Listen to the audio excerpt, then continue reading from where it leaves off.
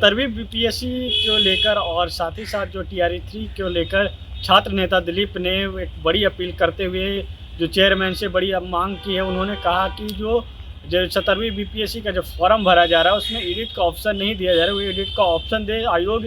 इसके साथ ही साथ जो टीआरई 3 है, टीआरई 3 का जो आंसर की जारी किया गया है, वह आंसर की में कई त्रुटियां हैं, उसको फिर से सुधार करे आयोग। ऐसे में पहले छात्र नेता दिलीप क्या कुछ कह रहे हैं, पहले उनकी बातों को आप सुने। नमस्कार दोस्तों, मैं दिलीप कुमार। दोस्तों, 17वीं बीपीएससी का फॉर्म भरने में एडिट का ऑप्शन नहीं देने और बीपीएससी टीआरई 3 का जो फाइनल आंसर की आया उसमें कुछ गलतियां होने की वजह से हजारों स्टूडेंट्स परेशान हैं और बीपीएससी को इन अभ्यर्थियों की परेशानी को दूर करना चाहिए। बीपीएससी को संवेदनशीलता दिखानी चाहिए और 17वीं बीपीएससी का जो फॉर्म भराया जा रहा है उसमें सभी चीजों को एडिट करने का मौका बीपीएससी को देना चाहिए, चाहे वो परमानेंट एड्रेस हो, नाम हो, डेट ऑफ बर्थ हो, पिता का नाम हो या किसी भी तरह का सर्टिफिकेट अपडेट करने से संबंधित हो। यानी कि सभी विकल्पों, सभी सूचनाओं को एडिट करने का मौका बीपीएससी को देना चाहिए। क्योंकि अगर आप ओटीआर की व्यवस्था करते हैं तो एक बार अशुद्धि रह गई, एक बार गलती रह गई तो हर परीक्षा के लिए गलती ही रह जाएगी। इसलिए सुधार का एक मौका मिलना चाहिए। हम बीपीएससी के चेयरमैन सर और परीक्षा नियंत्रक महोदय से आग्रह कर रहे हैं, मांग कर रहे हैं कि 17वीं बीपीएससी में एडिट का एक मौका दीजिए, वो हर तरह का एडिट कर सके। जितनी भी सूचनाएं आप मांग रहे हैं फॉर्म भरते समय, उन सभी सूचनाओं के लिए आप एडिट का मौका दीजिए।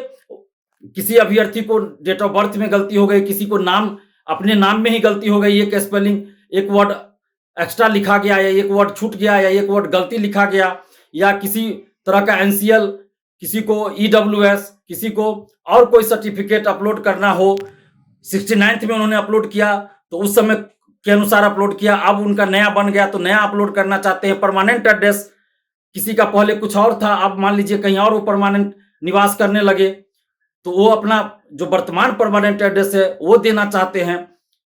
एनसीएल हो या ईडब्ल्यूएस हो, ईडब्ल्यूएस उस समय 69th के समय बहुत लोगों ने जो फॉर्म भरा तो उस समय के अनुसार उन्होंने ईडब्ल्यूएस सर्टिफिकेट लगाया था, लेकिन अभी वो 17वीं का फॉर्म भर रहे हैं तो अभी के अनुसार लगाना चाहते हैं। और इसी तरह का और भी जो सूचनाएं हैं, जैसे दिव्यांगता से संबंधित है, और भी जो सूचनाएं, हर सूचनाओं को, हर विकल्पों को एडिट करने का एक मौका मिलना चाहिए। हजारों अभ्यर्थी परेशान हैं।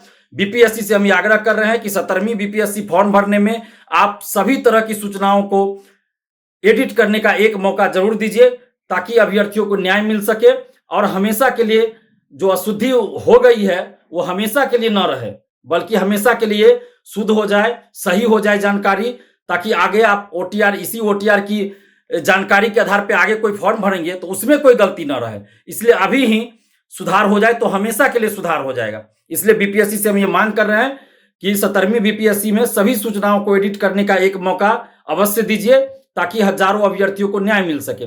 और साथ ही बीपीएससी टीआरई 3 का जो फाइनल आंसर की जारी हुआ उसमें कई आंसर गलत दिए गए हैं, कुछ क्वेश्चन डिलीट किए गए, कुछ के आंसर गलत दिए गए हैं। तो बीपीएससी से हम ये आग्रह कर रहे हैं कि अभ्यर्थियों द्वारा जो शिकायत की जा रही है उन शिकायतों पर आप ध्यान दीजिए और फाइनल आंसर की में सुधार कीजिए। गलत आंसर पे मूल्यांकन नहीं होना चाहिए, आंसर पहले सही हो उसके आधार पे मूल्यांकन हो। एक क्वेश्चन का आंसर भी अगर गलत दिया जाता है और उसके आधार पे अगर मूल्यांकन होता है, उसके आधार पर मेरिट लिस्ट जारी होता है तो हजारों मेरिट वाले बाहर हो सकते हैं, एक नंबर के चलते, एक क्वेश्चन के चलते, एक गलत आंसर के चलते। इसलिए हम बीपीएससी से आग्रह कर रहे हैं कि बीपीएससी टीआरई 3 के फाइनल आंसर की में जहां भी गलतियां हैं उसे सुधार किया जाए।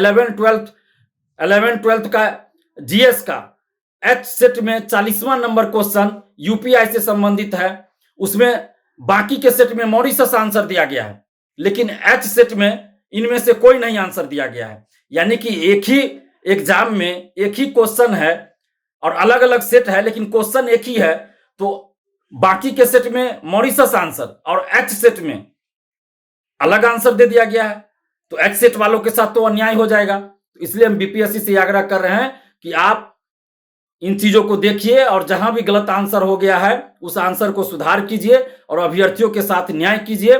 गलत आंसर पे रिजल्ट जारी नहीं होना चाहिए।